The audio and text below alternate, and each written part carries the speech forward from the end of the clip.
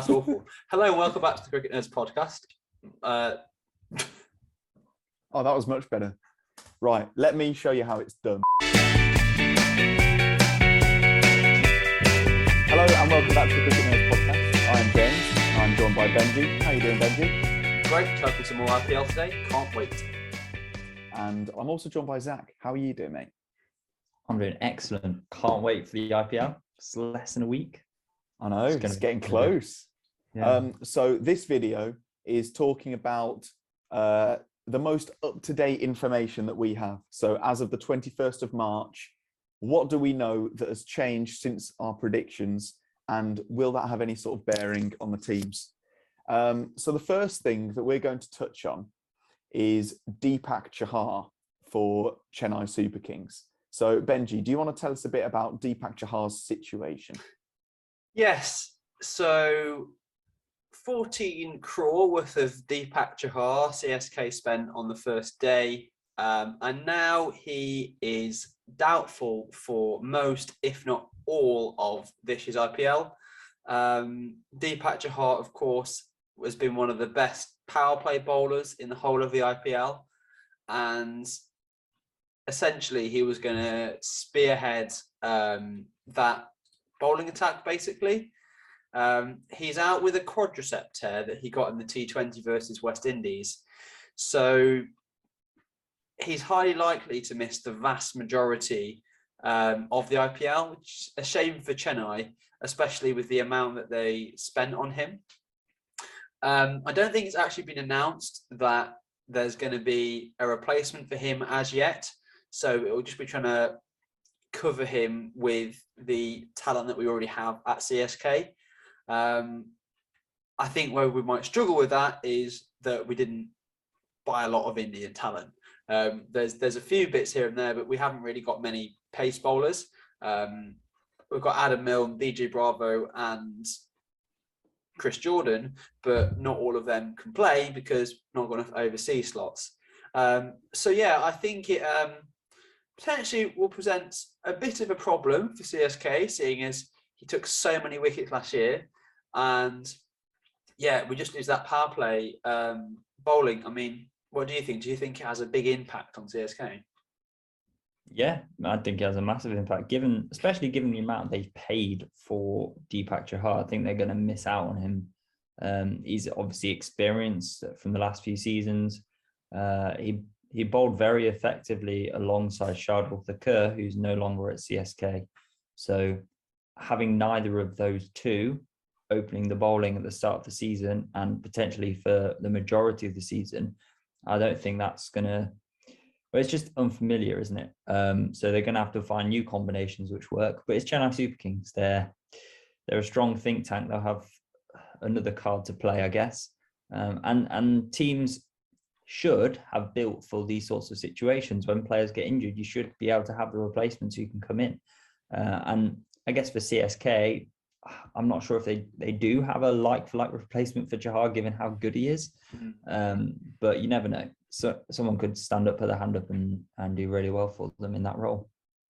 So there are also another number of players that are missing. When I come to you with this one, James, Delhi and your beloved Punjab are both being hit with missing some of their frontline internationals.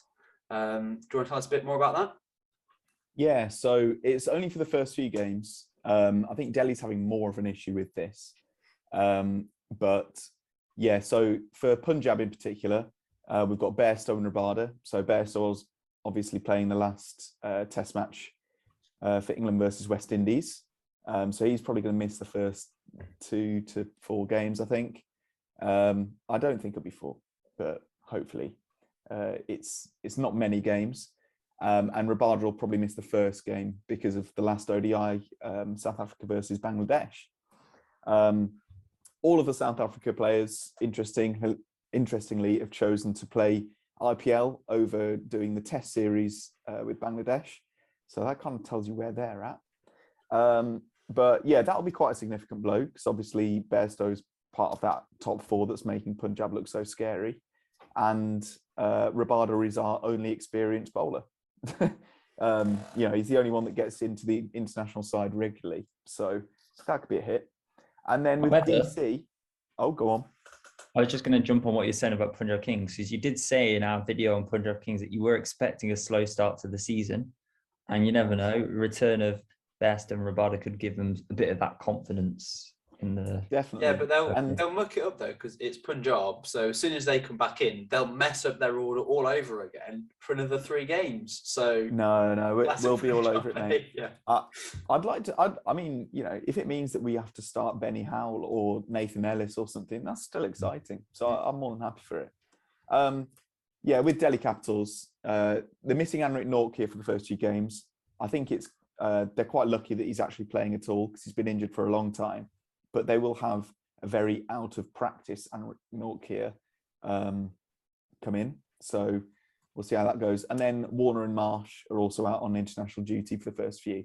So, you know, they're quite significant blows for Punjab and DC, probably more so DC, because they are 3 players that, you know, really bolster that squad. Zach, for RCB, Maxwell is going to be missing the first few games because of a marriage. What are your thoughts on the impact? Yes, he's getting married. Well, he's got married, and so we will be missing the first few games, what with having to isolate and do all that, which obviously is a massive blow to Royal Challengers at the start of the season, because he was so successful last year. He was pretty much the reason why, or one of the reasons why, we got to the playoffs last year. So we'll definitely miss him. But it does provide a bit of excitement in terms of seeing what other combinations Royal Challengers could go for, because they have some really good replacement overseas players. Like you could see Finn Allen replace him, come in at the top of the order. They've got David Willey, who is another good all-rounder. And then what I think is the most likely switch would be Sherfane Rutherford, because he's got that similar, he can bowl you a few overs and he can hit the ball out the park. He's got that similar style. He's not exactly like Maxwell, obviously, but he will be more of a like for like replacement. So yeah, it'll be interesting to see what we do. But yeah, he's going to be definitely missed for the first few games.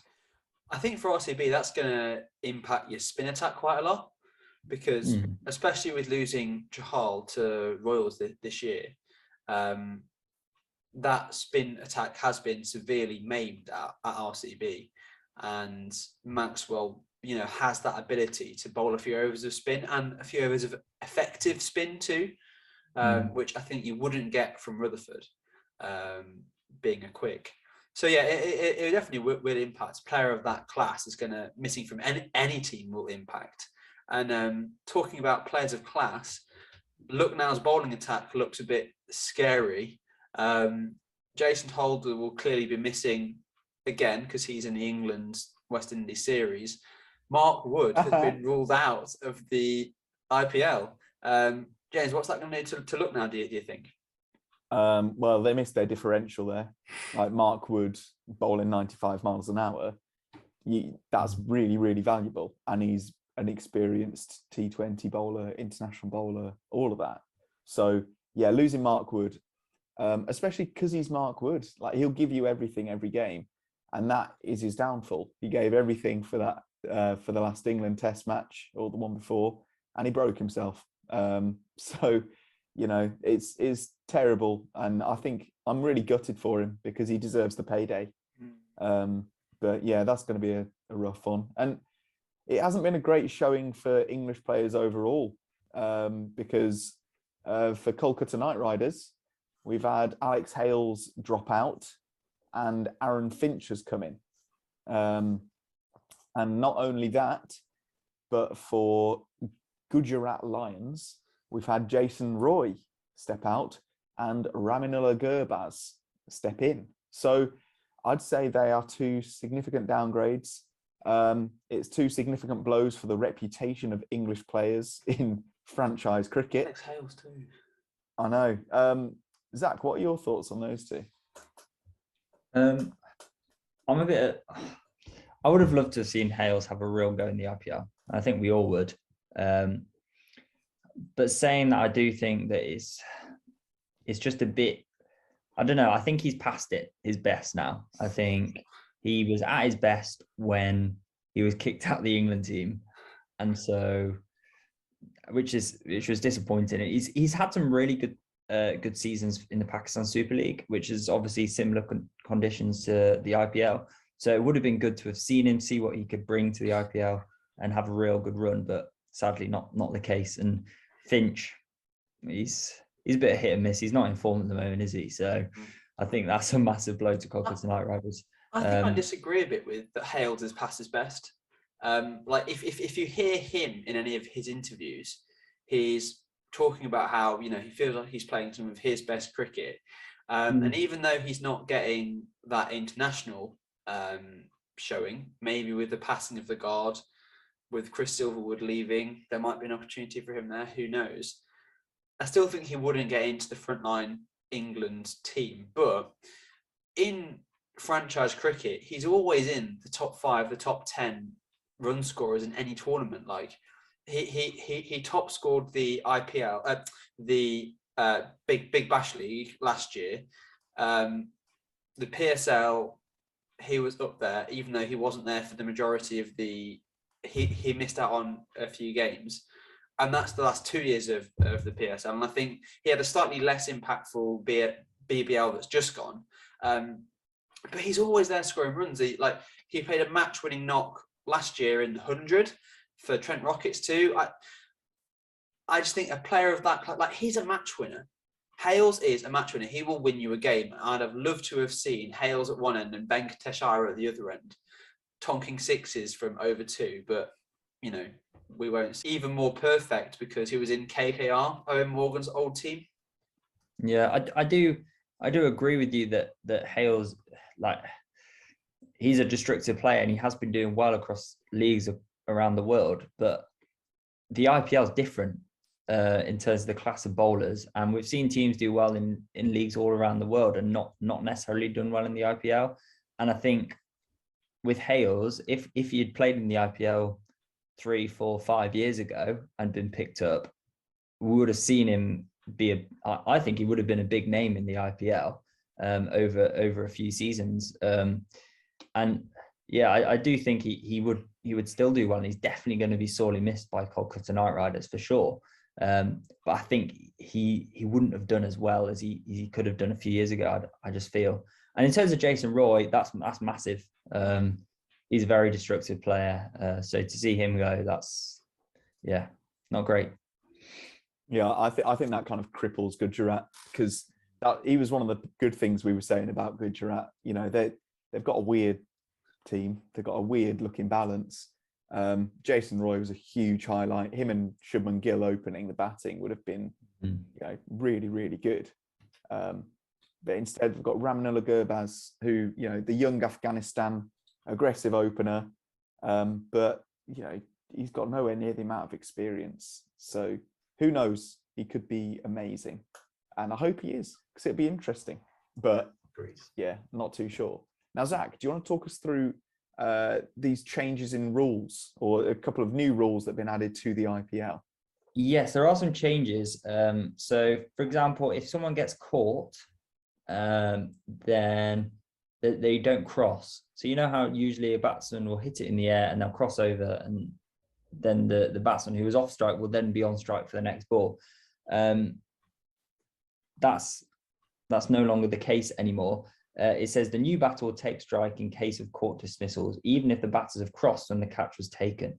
And that's the idea of giving the bowlers a reward for taking a wicket, because we've seen it in the past where, let's say, a team needed 10 off the last over, and you've got a number 10 on strike who's not faced the ball, and you've got a number 10 is probably not a good example, but a player who's not faced the ball on facing, and then you've got someone on 90 off 30 balls at the other end.